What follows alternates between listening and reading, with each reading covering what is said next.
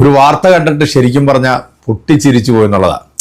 നമ്മുടെ മറ്റേ ഹാർപിക് ഹുസൈൻ എന്ന് പറഞ്ഞ സെപ്റ്റി ടാങ്ക് ഇല്ലേ, ഈ സെപ്റ്റി ടാങ്ക് കഴിഞ്ഞ ദിവസം ഇറാൻ ഇസ്രായേൽ യുദ്ധത്തിൽ ഇറാന്റെ പരമോന്നത നേതാവായിട്ടുള്ള ആയത്തുള്ള അൽ ഖമീനിയുടെ മരണം, ആ ഒരു മരണസമയത്ത് ഇവരിട്ടുള്ള പോസ്റ്റുകൾ നിങ്ങൾ കണ്ടു കാണുമായിരിക്കും. പല തരത്തിലുള്ള പോസ്റ്റുകൾ, അതായത് ഒരു മനുഷ്യന് പിറന്നിട്ടുള്ള ഒരാൾ ചെയ്യാത്ത തരത്തിലുള്ള തന്തയിലാഴിയാണ് ഇവന് ഈ ഒരു കമന്റിലൂടെ ഇട്ടത്.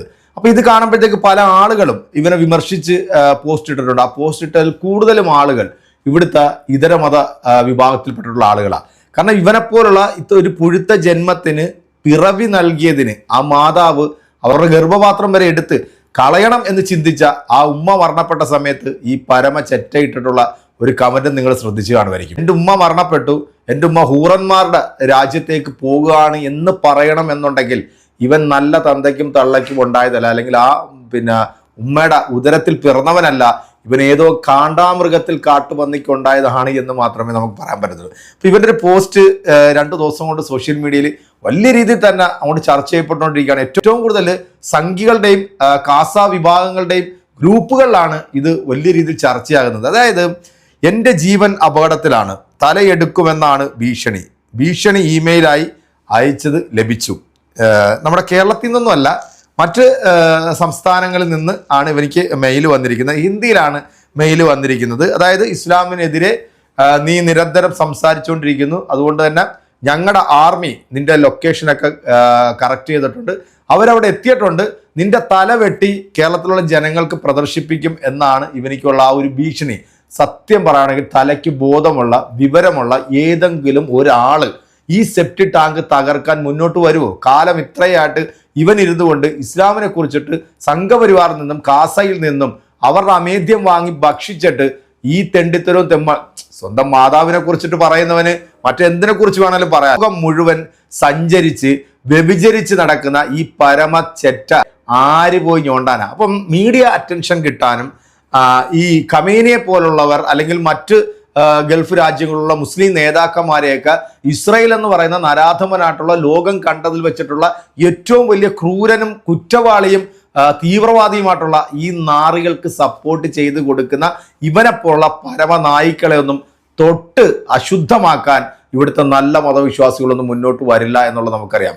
ഇപ്പൊ പല പരിപാടിയും നടക്കുന്നുണ്ട്. ഇപ്പം ഇന്നലെ നമ്മളൊരു ന്യൂസ് കണ്ട സമയത്ത് ശ്രീകണ്ഠൻ നായർ എന്ന് പറയുന്ന ഒരു മാധ്യമ പ്രവർത്തകൻ ചെയ്തിട്ടുള്ള ഒരു കൊള്ളരാഴിയെ നിങ്ങളെല്ലാവരും കണ്ടു കാണുമായിരിക്കും അല്ലേ? അയാൾ മോർണിംഗ് ഷോയിൽ വന്നിട്ട് ഒരു കപ്പിനകത്ത് ചായയും പിടിച്ചുകൊണ്ട് ഇയാൾ വാർത്ത പറയാറുണ്ട്. അപ്പൊ ഇത് കണ്ടപ്പം 2-3 മുസ്ലിം സഹോദരങ്ങൾ ഇയാൾക്ക് മെസ്സേജ് അയച്ചു പോലും റമദാൻ മാസത്തിൽ നിങ്ങൾ ഈ കാണിക്കുന്നത് ശരിയല്ല എന്ന്. ഇത് നമ്മുടെ കേരളത്തിലാണ്. അപ്പം ഇയാൾക്ക് തലയ്ക്കകത്ത് എത്രത്തോളം ബോധമുണ്ടെന്നുള്ളത് നമ്മളൊന്ന് മനസ്സിലാക്കണം. അയാൾ അങ്ങനെ ഒരു കമന്റ് ഇട്ട് കഴിഞ്ഞാൽ അത് ഏറ്റവും കൂടുതൽ ഇവിടെ കയറി പിടിക്കുന്നത് ഇവിടുത്തെ സംഘപരിവാറും ഇവിടുത്തെ കാസ വിഭാഗമാണെന്ന് അയാൾക്ക് നന്നായിട്ട് അറിയാം. വീഡിയോയ്ക്ക് അയാൾ ഉദ്ദേശിക്കുന്നതിനെക്കാട്ടിൽ റീച്ച് കിട്ടുമെന്ന് അയാൾക്കറിയാം. അപ്പം നൈസായിട്ട് അവിടെ പച്ചയ്ക്ക് ഒരു വർഗീയത കുത്തിത്തിരികിയ ഒരു മനുഷ്യനാണ് ഈ ശ്രീകണ്ഠൻ നായർ എന്ന് പറയുന്ന ഈ ഒരു മാധ്യമ പ്രവർത്തനം. ബഹുമാനം ഉണ്ടായിരുന്നു, പക്ഷേ ആ ഒരൊറ്റ സംഭവത്തോടുകൂടി അയാളോടുള്ള സകല ബഹുമാനവും നമുക്ക് പോയി കിട്ടിയെന്നുള്ള. ഇപ്പം ലേറ്റസ്റ്റ് ആയിട്ട് മറ്റൊരു താരോദയം കൂടെ വന്നിട്ടുണ്ട്.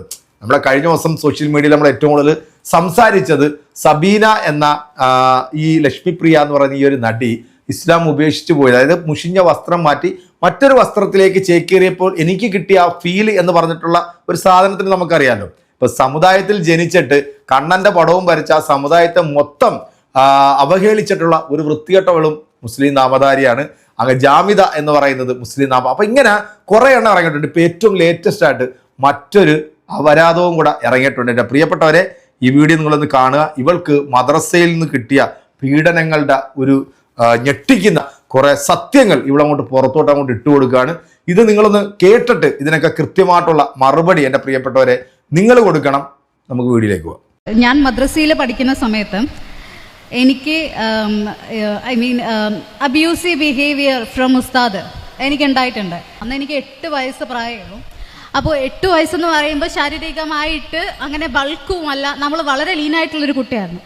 അപ്പോൾ ആ ഒരു സാഹചര്യത്തിൽ അങ്ങനെ ഒരു കുട്ടിയോട് ഒരു പീഡോ ബിഹേവിയർ ഉള്ള ഉസ്താക്കന്മാരെ എനിക്ക് അങ്ങനെയുള്ള ഞാൻ പഠിച്ച മദ്രസയിൽ എനിക്ക് അങ്ങനെ ഒരു പ്രത്യേകം എനിക്കങ്ങനെ ഒരു ബിഹേവിയർ അല്ലെങ്കിൽ അങ്ങനെ ഒരു ബാഡ് ആയിട്ടുള്ള ഒരു ടച്ച് എനിക്ക് കിട്ടിയിട്ടുണ്ടായിരുന്നു. മദ്രസ അല്ലെങ്കിൽ പള്ളികൾ എന്ന് പറയുന്നത് പടച്ചോൻ്റെ വീടാണ്. അപ്പോൾ ഈ പടച്ചോൻ്റെ വീട്ടിൽ ഇരുന്നു കൊണ്ട് എനിക്ക് ഇതൊക്കെ നടക്കുമ്പോൾ ഇതൊന്നും കാണാത്ത പടച്ചോനൊരു പടച്ചോനാണോ? ഈ സെക്ഷൽ അബ്യൂസ് എന്താണ്, അല്ലെങ്കിൽ ഇതിനെക്കുറിച്ചൊരു അവയർനെസ് വരുന്ന ഒരു പ്രായത്തിലാണ് മനസ്സിലായത്, ഓ ഐ വാസ് അസോൾട്ടഡ്. ഇതിപ്പോൾ എൻ്റെ മാത്രം ഒരു ഇതല്ല, കാരണം ഞാൻ കണ്ടിട്ടുണ്ട് ഒരുപാട് പേര് എൻ്റെ കൂടെ പഠിച്ച അല്ലെങ്കിൽ എനിക്ക് മുന്നേ എൻ്റെ സീനിയേഴ്സ് ആയിട്ടുള്ള സ്റ്റുഡൻസും ഇതേ സംഭവം ഫേസ് ചെയ്ത് വരുന്നുണ്ട്. ഇതിനൊന്നും തന്നെ നമ്മൾ ഇങ്ങനെ ഒരു കേസ് പുറത്തു വന്നാലും തന്നെ ഇതിനൊന്നും പടച്ചോൻ എന്ത് ചെയ്യുന്നില്ല, ഒന്നും ചെയ്യുന്നില്ല. പടച്ചോന് ഓൻ്റെ വീട്ടിൽ വെച്ചിട്ട് ഇതൊക്കെ നടക്കുമ്പോൾ പടച്ചോൻ അങ്ങ് കണ്ണും മൂടി ഞാനിതൊന്നും കാണാറില്ല, ഇതിനൊന്നും ഞാൻ പ്രതികരിക്കാറില്ല എന്നുള്ളൊരു മട്ടാണ്. ഇങ്ങനെ ഒരു ഫിയർ എനിക്കുണ്ടാകുമ്പോൾ ഞാൻ ഒരിക്കലും എൻ്റെ മക്കളെ ഇങ്ങനെയൊരു ഭാവിയിൽ എനിക്കറിയാം അവിടെ എന്താ ഉണ്ടാവാൻ പോകുന്നു എന്നുള്ളത്. എൻ്റെ മകളെ അല്ലെങ്കിൽ ഞാൻ അതിനെ ഇരയാക്കില്ല.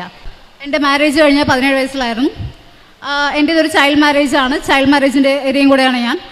അപ്പോൾ ഇതൊക്കെ നടക്കും. ഇതൊക്കെ ഈ ഒരു ചൈൽഡ് മാരേജും ചൈൽഡ് അബ്യൂസും ഇതെല്ലാം എവിടെ അക്സെപ്റ്റഡ് ആണ്, അല്ലെങ്കിൽ ഇതൊക്കെ മതത്തിൽ അതൊരു തെറ്റല്ല, ഇതെല്ലാം അനുവദനീയമാണ്.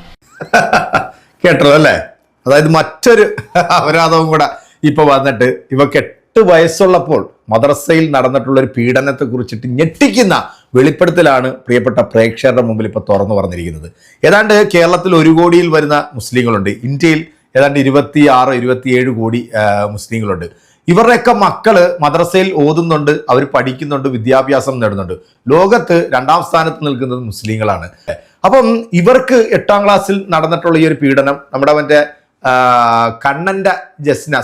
അരുണേട്ടന്റെ ജസ്ന മോക്ക് പടം വരച്ചതിന്റെ പേരിൽ മകന് കിട്ടിയിട്ടുള്ളൊരു പീഡനം, അങ്ങനെ വിരലിൽ എണ്ണാവുന്ന ചില ആളുകൾ മാത്രം ഈ ഇസ്ലാം മതത്തിൽ മദ്രസയിൽ പോയി പഠിക്കുന്ന ഉസ്താദുമാരിൽ നിന്നും പീഡനം ഏറ്റുവാങ്ങുന്ന ആൾക്കാരാണ് കേട്ടോ.